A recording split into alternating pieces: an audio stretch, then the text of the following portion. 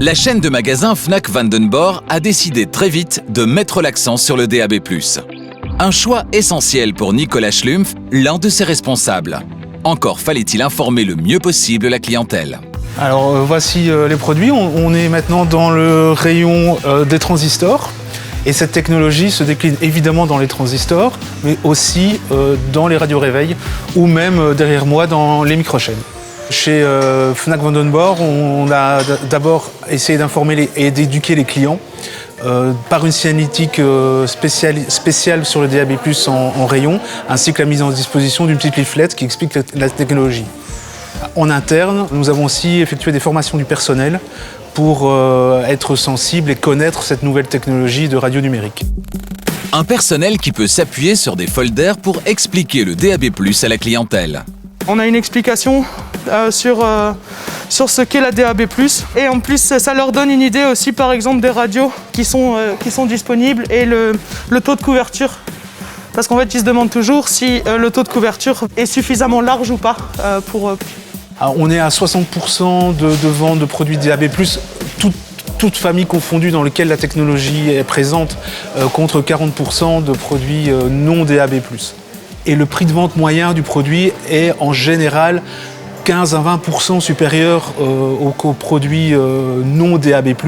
Donc les gens demandent évidemment pourquoi je dois payer un supplément et qu'est-ce que ce produit qui coûte légèrement plus cher va m'apporter en plus. Alors, le prix n'est pas un obstacle quand on explique bien les avantages. Le prix n'est pas du tout un obstacle. Mais au fait, quel type d'appareil se vend le mieux en matière de DAB+? Alors la famille qui cartonne, on peut dire le plus en DAB+, c'est le transistor. Sur le transistor, ils préfèrent avoir une meilleure qualité de son, une meilleure réception et savoir la musique qui passe. Donc comme ça s'affiche sur l'écran, c'est ce qui va les aider à prendre leurs décisions.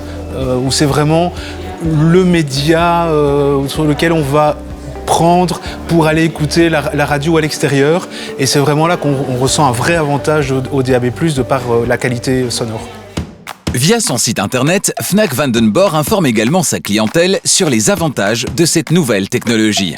Les ventes d'appareils équipés du DAB+, y ont d'ailleurs explosé cette année. 2020, c'est une année très spéciale pour le marché Internet, mais les ventes ont fait fois 1,5, donc 150% en plus de produits DAB+ sur Internet. Le numérique constitue-t-il l'avenir en matière de radio? Chez Fnac Vandenborre, on y croit dur comme fer. Dans les prochaines années, le numérique sera majoritaire. Un peu comme il s'est passé dans le marché de la télé, où il y a quelques années, tout le monde était avec le câble analogique pour regarder la télé. Et maintenant, la majorité des foyers sont passés à des box digitales.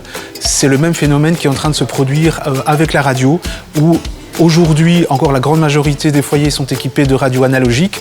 Par contre, demain, dans un horizon de 5 ans, le phénomène va être inversé et les gens vont s'équiper de radios numériques.